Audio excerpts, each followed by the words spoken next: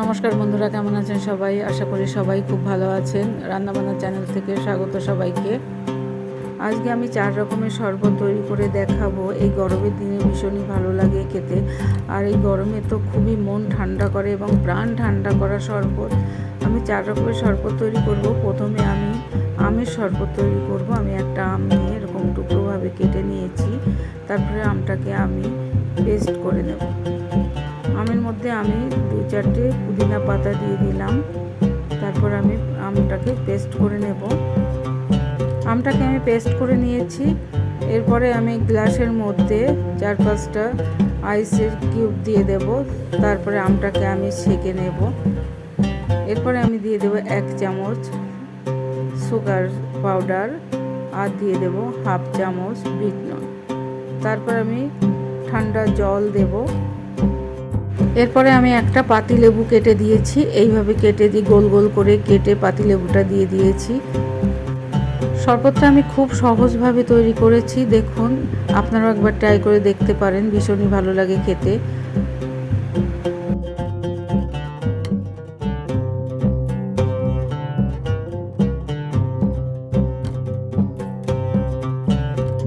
এরপরে আমি এই শসা দিয়ে শরবত তৈরি করব। আমি একটা শসা নিয়ে নিয়েছি। শসাটা আমি গোল গোল করে কেটে নেব।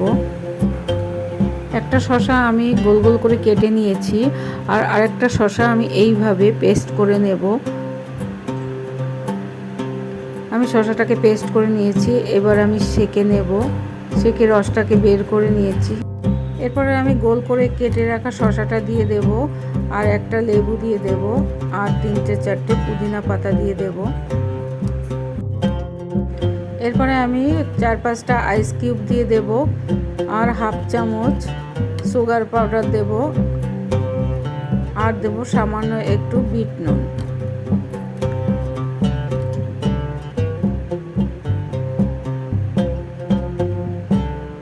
এরপরে আমি একদমই ঠান্ডা ফ্রিজে জল দিয়ে দিলাম। খুব সাধারণভাবে আমি শরবতগুলো তৈরি করেছি। সাধারণত বাড়িতে সবারই এই জিনিসগুলো থাকে। বাড়িতে থাকা জিনিস দিয়েই আমি এই শরবতগুলো তৈরি করেছি।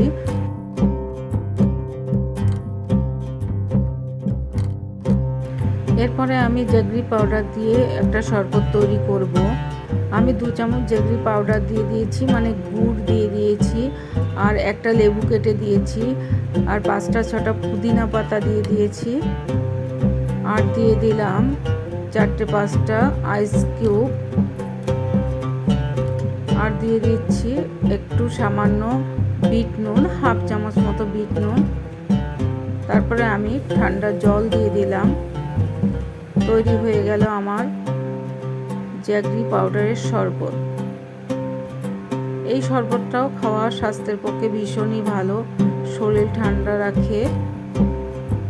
এই গরমের সময় এই শরবতটা খেতে ভীষণই ভালো লাগে। আপনারা একবার ট্রাই করে দেখতে পারেন। এরপরে আমি তরমুজ দিয়ে শরবত তৈরি করে দেখাবো। দেখুন আমি কিভাবে তরমুজ দিয়ে শরবত তৈরি করি। প্রথমে আমি তরমুজটাকে কেটে নিয়েছি।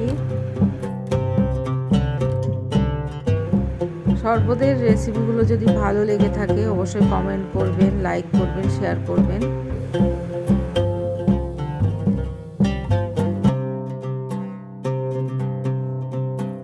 এরপরে আমি তরমুজটাকে পেস্ট করে নেব।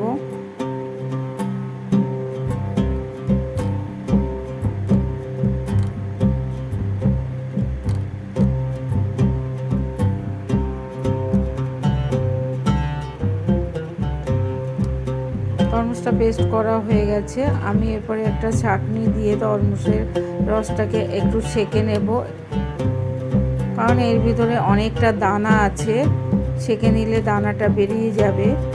এরপরে আমি এর মধ্যে 1/2 চামচ বিট নুন আর 1 চামচ চিনি দিয়ে দেব। পরে আমি একটা প্লেটে চিনি একটু নিয়ে নিয়েছি। গ্লাসের চারিপাশে ডেকোরেশন করার জন্য একটু লেবু রস লাগিয়ে চিনিটাকে এইভাবে লাগিয়ে নিয়েছি। এরপরে আমি একটা লেবুর রস দিয়ে দেব। দেখুন রেডি হয়ে গেছে আমার তরমুজের শরবত। আমার সাথে থাকার অনুরোধ রইল। ভালো থাকবেন, সুস্থ থাকবেন। ধন্যবাদ।